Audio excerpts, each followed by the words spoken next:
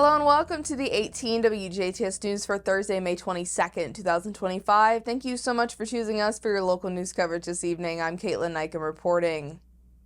Street Commissioner Jeff Teising provided a street department update for the Jasper City Council on Wednesday evening, which included a retrospective on 2025 work, including East 8th Street curb and sidewalk repairs. There were 80 patch utility cuts throughout the city that the department has repaired this year. The Jasper Street Department noted 2 recent retirements and 2 current openings needing to be filled as well. Equipment purchases have been put on pause due to state tax cuts. The topic of the eventual relinquishment of US 231 to the city of Jasper from INDOT was presented, with Teising sharing that the street department has been out surveying the potential mileage being inherited and what infrastructure that would include. These new assets would include such things as turn signal lights, culverts, traffic signs, and storm sewage drainage lines that would become the responsibility of the city of Jasper. You know, what's the value of all this asset? You know, I don't know. I can't answer that. I think we're working on trying to get an answer to what it is, and then it'll be interesting to see what INDOT proposes during negotiations. I will say this though, whatever the relinquishment amount is, I think that amount needs to be put into a fund that's for old US 231 only, because there is a lot of things that are going to need to be maintained on that thing, and I think that money should stay just for the maintenance of that. I think all these things I've just told you, I mean, all these are going to cost money to maintain.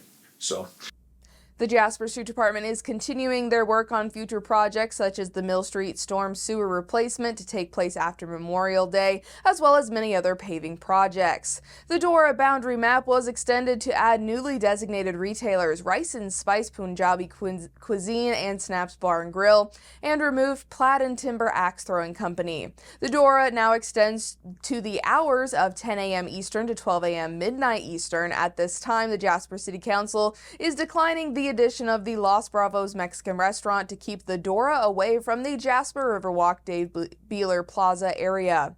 The Jasper City Council also approved various donations to the Jasper Arts and Jasper Parks and Recreation departments for the month of April, and archived meetings for the City of Jasper are now shared publicly on their YouTube channel, and you can just search City of Jasper, Indiana to find that channel.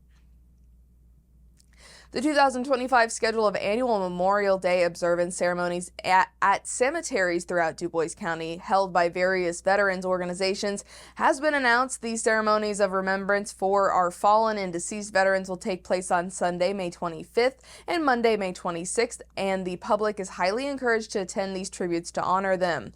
Additionally, the groups and organizations within the DuBois County Veterans Council will be placing flags on the graves of departed veterans throughout the week. To see the full list of ceremonies to be held by the Jasper, St. Anthony, Huntingburg, Ferdinand, and Holland VFW and American Post, you can visit our website.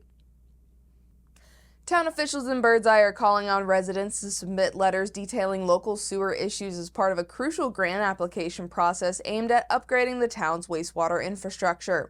The town has been under a sewer connection ban imposed by the state for several years, preventing new properties from connecting to the municipal sewer system and limiting community growth. Clerk Treasurer Brittany Smith Shepard recently shared a message encouraging residents to submit at least 7 letters in support of a grant application for much-needed improvements. These letters are a requirement for the application process and should describe specific sewer problems and explain why the town should receive this funding.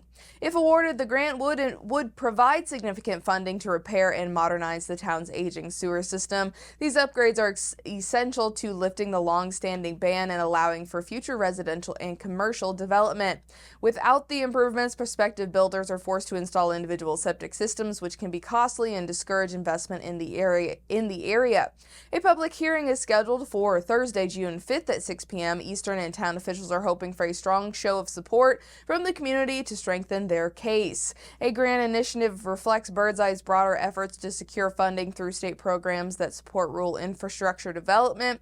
By engaging the public and working with planning agencies, town leaders aim to resolve long-standing utility challenges and position Birdseye for sustainable growth. Residents are encouraged to take part in the process by sharing their experiences, attending the public hearing and helping Birdseye secure the improvements needed for healthier and a more prosperous future. As the 2024-2025 academic year concludes, the Greater Jasper Consolidated Schools District honors two esteemed educators, Andrea Ackerman and Eileen East, who are retiring after decades of dedicated service. Andrea Ackerman concludes a 26-year tenure with GJCS, primarily at Ireland Elementary School. She dedicated 24 years to teaching fourth grade, serving as grade level coordinator for 22 of those years, before transitioning to the art instruction for her final 2 years. Her teaching journey began in Indianapolis, where she taught 5th grade at Guyon Creek Elementary School for 2 years and 1st grade at Deer Run Elementary School for 5 years. After returning to Jasper in 1996, she spent 2 years as a substitute teacher before joining Ireland Elementary in 1999. In retirement, Ackerman plans to spend quality time with family and friends, travel, read, garden, walk her dogs, and volunteer within the community. Eileen East retires after 32 years with GJCS. She spent 27 years teaching 5th grade at 10th Street School and the last 5 years teaching 2nd grade at Jasper Elementary School. East looked forward to dedicating her time to her four grandchildren and traveling with family and friends. She cherishes the relationships and memories formed with students, their families, and colleagues throughout her career. A reminder for drivers in Du Bois County that on Tuesday, May 27th, the Du Bois County Highway Department will be closing County Road 300 North. The closure is to be put in place to install a concrete box culvert and will be in effect for approximately 0.6 miles east of 500 West, and this work is expected to last approximately 4 weeks. Daviess County Rural Water Systems has issued a precautionary boil water advisory for customers of 808 North US Highway 231 to Able Lane, including those on County Road East 250 North. Customers on Able Lane itself are not affected. The water utility recommends all affected customers boil their cooking and drinking water for 5 minutes before use. This advisory will remain in effect until further notice.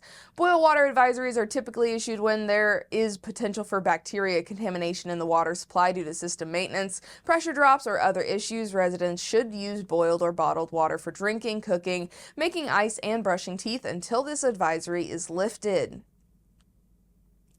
The Santa Claus Parks and Recreation Department is asking for the public's input on the Jim Yelling Park Master Plan following its second community open house. This recent open house gave the community the opportunity to see the master plan Rundle Enstenberger Associates has been working on, including early conceptual drawings based on feedback from surveys and public meetings. Members of the public who have not participated in their survey so far are encouraged to do so, as it will help evaluate the park's existing facilities and amenities, what could be done to improve the park, and provide an action plan for the Parks and Recreation Department moving forward, including future grant applications. You can submit your feedback and look at project renderings by visiting our website over on WJTS.tv. A Crawford County High School senior received specialized welding equipment late last week through a community education grant. Gabriella Zavalia was presented with a welding mask and gloves by Jesse Belcher in recognition of her dedication to the welding trade. The equipment was funded through the Kevin and Deborah Mason Family Education Fund with the Community Foundation of Crawford County. Zavalia, who is currently in work-based learning at the Prosser Career Education Center, plans to pursue an associate's degree in welding at Vincennes University after graduating this month. Her instructor recommended her for a grant based on her exceptional work ethic. Belcher said Zavalia's commitment to this challenging field made her stand out and emphasized the importance of community support for students pursuing skilled trades. And that is your Thursday news right here on 18 WJTS. Next up is your weather forecast.